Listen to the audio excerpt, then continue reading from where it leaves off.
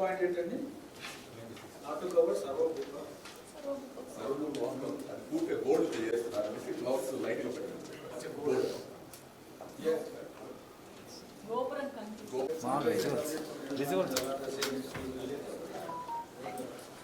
The 50% accommodation free of cost to our staff.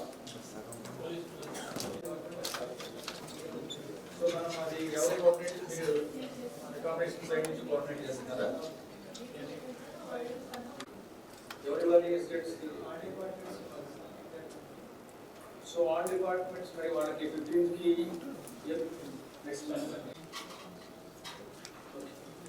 Next gardening అంకురార్పణ రోజు, అలాగే గరుడ సేవ ముందు రోజు 7th day total temple decoration చేస్తాం సార్. అలాగే టోటల్ తిరుమల చేస్తాం సార్. వీటితో పాటు ఫ్లవర్ షో కూడా ఆర్గనైజ్ చేస్తాం సార్. ఈ సమయంలో details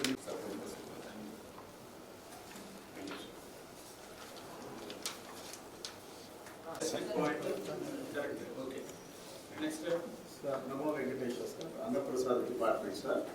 meeting vegetable donors last year లాగా ఎవ్రీ ఇయర్ ఈ ఇయర్ కూడా ఫస్ట్ వీక్లో అడిషనల్ హీరో గారు కండక్ట్ చేస్తారు సార్. తర్వాత యుటెన్షియల్స్ అన్నీ కూడా కొన్ని మన దగ్గర ఉన్నాయి, కొన్ని తిరుపతి నుంచి తెచ్చుకుంటున్నాం సార్, కొన్ని ఇప్పుడు తమ దగ్గర కూడా సార్. తర్వాత పోలీస్ డిపార్ట్మెంట్ నుంచి మనకి బందోబస్తు వస్తారు సార్. వాళ్ళు వాళ్ళు ఒక 3000 దాకా వస్తారు. వాళ్ళందరూ 1000 మంది దాకా ఉంటారు సార్. అక్కడ ఒక జర్మన్ షీట్ వేసి ట్యాక్స్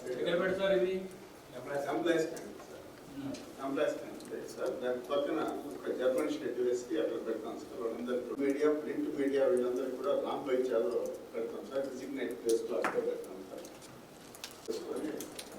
మన ఎస్పీ గారి దగ్గర, సివిఎస్ గారి దగ్గర అప్రూవ్ తీసుకోవాలి సార్. తీసుకుంటాం సార్. న్యూట్రిషన్ ఆఫ్ ఫుడ్ వాళ్ళకి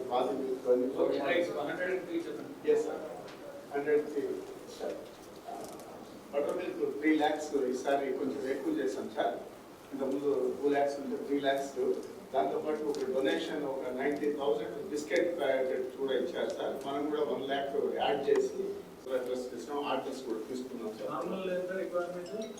మామూలుగా రెగ్యులర్గా అయితే లాస్ట్ టైం 10,039 తీసుకున్నాం సార్. ఈసారి వాళ్ళని స్కౌట్స్ అండ్ గైడ్స్ వాళ్ళని కూడా పెంచుకున్నాం సార్.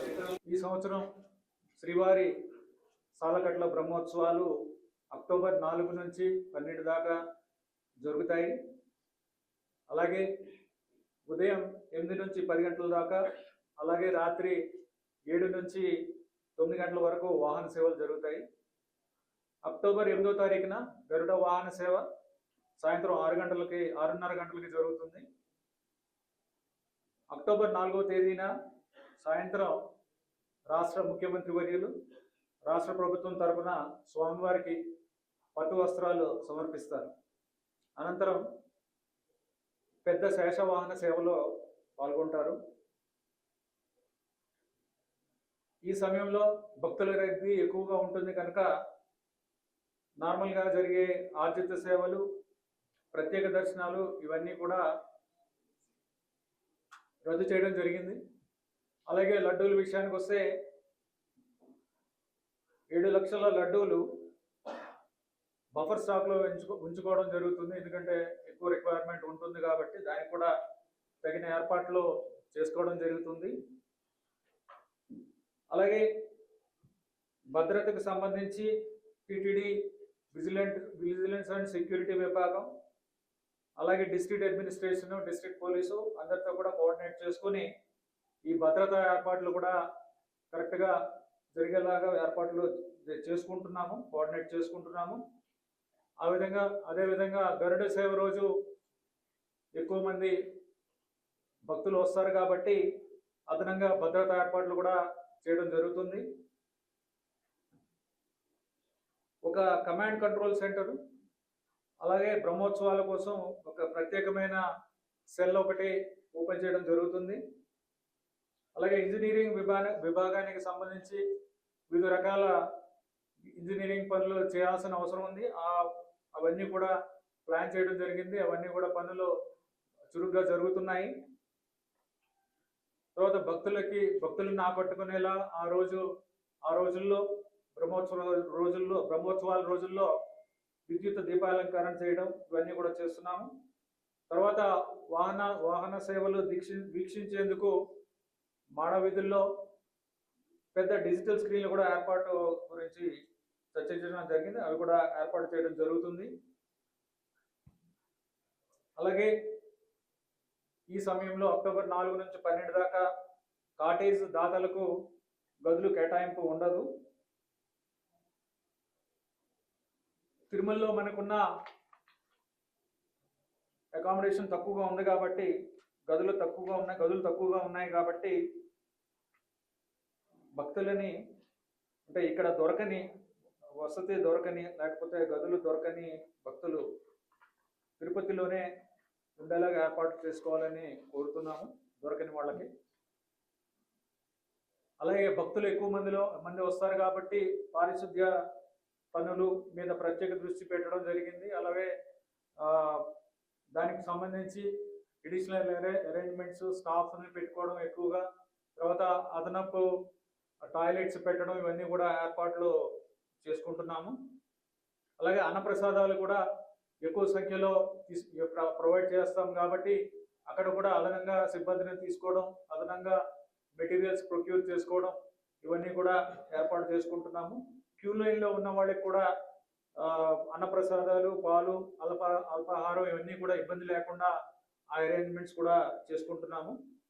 అలాగే ఎక్కువ మంది ఉంటారు కాబట్టి, ఎక్కువ భక్తులు ఉంటారు కాబట్టి, దర్శించుకుంటారు కాబట్టి అక్కడ వైద్య సేవలకు సంబంధించి ఎవరికైనా ఎమర్జెన్సీ ఉన్నా ఏదైనా చూసుకోవడానికి ఎక్కువ మందిని స్టాఫ్ని ప్రొవైడ్ చేయడం, అంటే మనకున్న వివిధ ఇన్స్టిట్యూట్స్ ఉన్నాయి కదా, మెడికల్ ఇన్స్టిట్యూట్స్ నుంచి ఇక్కడికి డెప్యుటేషన్లో తెచ్చుకొని ఇక్కడ అవసరమైతే అడిషనల్గా ఎంగేజ్ చేసుకుని వాళ్ళందరికీ కూడా డ్యూటీస్ వేసి భక్తులకు ఇబ్బంది లేకుండా చూసుకునే విధంగా కూడా మేము ఏర్పాటు చేసుకుంటున్నాము. అలాగే శ్రీవారి సేవకులు ఇంతకుముందు ఉన్న వాళ్ళకన్నా అడిషనల్గా రిక్వైర్మెంట్ తీసుకుని ఆల్రెడీ వాళ్ళని అరేంజ్ చేసుకోవడం జరుగుతుంది. వాటికి కూడా ప్లానింగ్ చేస్తున్నాము. శ్రీవారి వాళ్ళ సేవలు ఉపయోగించుకుని వివిధ విభాగాల్లో ఇబ్బంది లేకుండా చూసుకునే విధంగా. అలాగే ఎస్విబిసి ద్వారా వాహన సేవల ప్రత్యక్ష ప్రసారం కూడా జరుగుతుంది. అలాగే వివిధ సాంస్కృతిక కార్యక్రమాలు టిటిడి హిందూ ధర్మ ప్రచార పరిషత్ అలాగే ధార్మిక ప్రాజెక్టుల ఆధ్వర్యంలో వివిధ రాష్ట్రాల నుంచి కళా బృందాలు ఈ వాహన సేవల ప్రదర్శనలో పాల్గొంటారు. గరుడ సేవకి ప్రత్యేకంగా ఏర్పాట్లు చేస్తున్నాము. అలాగే అన్ని విభాగాలు కూడా వారికి సంబంధించిన యాక్షన్ పాయింట్స్ ఉన్నాయి క్లియర్గా. సో దాని ప్రకారం వాళ్ళు కూడా ఏర్పాట్లు చేసుకున్నారు. త్వరలోనే ఆ ఏర్పాట్లన్నీ కంప్లీట్ చేసుకుంటాము. అలాగే వాటర్కి సంబంధించి అంటే లాస్ట్ ఇయర్కి కంపేర్ చేస్తే లాస్ట్ ఇయర్ ఆగస్ట్లో ఉన్న పొజిషన్కి ఇప్పటికీ చూస్తే మనకి వాటర్ అవైలబిలిటీ తక్కువ ఉంది. మీకు నంబర్స్ చెప్తాను బ్రీఫ్గా. మనకున్న 5 డ్యామ్స్లో last year availability 6,216 lakh gallons. అలాగే ఈ సంవత్సరం 5,770 lakh gallons. పెద్ద తేడా లేదు, కొంచెం తక్కువ ఉంది కంపేర్ టు. బట్ కళ్యాణి డ్యామ్కి వస్తే last year 14,794 litres lakh gallons ఉంది ఈ టైంకి. బట్ ఈసారి 4,616 lakh gallons మాత్రమే ఉంది. అంటే ఆల్మోస్ట్ 1/3 అనుకోండి, వాటర్ తక్కువగా ఉంది. సో ఇదే కన్సర్న్ మనకి. దీనివల్ల ఏంటంటే మనకున్న available water as on today మనకి 130 days వస్తుంది. బట్ మనకి జనరల్గా ఇన్ఫ్లోస్ అనేవి అక్టోబర్ నవంబర్లో వస్తాయి కదా మనకి ఎక్కువగా వచ్చేది. కళ్యాణి కానీ మనకున్న 5 డ్యామ్స్ కూడా అక్టోబర్ నవంబర్ దాకా వస్తాయి. బట్ ఈ ఇష్యూస్ గురించి మున్సిపల్ కార్పొరేషన్ కూడా 25 lakh gallons per day తీసుకుంటాము. మన డ్యామ్స్ నుంచి 18 lakh gallons per day తీసుకుంటాం. ఓవరాల్గా 43 lakh gallons per day మనం తీసుకుంటాం. అంటే 43 lakh gallons per day రిక్వైర్మెంట్లో 25 lakh gallons municipal corporation of Tirupati Tirupati నుంచి వస్తుంది. మిగిలిన 18 ల్యాక్ మన ఓన్ సోర్సెస్ నుంచి తీసుకుంటాం. ఈ 25 ల్యాక్ని ఆగ్మెంట్ చేయమని చెప్పేసి అడిగాము. సో దానికి మున్సిపల్ కార్పొరేషన్ వాళ్ళు ఒప్పుకున్నారు. ఇప్పుడు కళ్యాణి డ్యామ్ నుంచి 11 ల్యాక్ గ్యాలన్స్, మనకున్న 25 ల్యాక్ గ్యాలన్స్తో 11 ల్యాక్ గ్యాలన్స్ ఎడిషనల్గా ఇస్తామని చెప్పారు. వాళ్ళు రిక్వెస్ట్ చేసాం, వాళ్ళు చెప్పారు. అలాగే ఇరిగేషన్ వాళ్ళతో కూడా మాట్లాడాము. అలాగే మున్సిపల్ కార్పొరేషన్ ఇంజనీర్స్ కూడా మాట్లాడితే వాళ్ళు కండలేరికి కూడా ఇన్ఫ్లోస్ వస్తున్నాయి.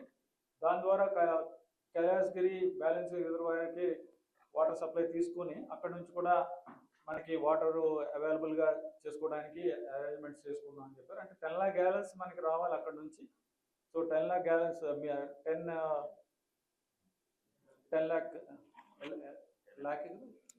MLD 10 MLD రావాలి మనకి అక్కడ నుంచి. దాంట్లో ప్రస్తుతానికి 4.5 ఇస్తున్నారు.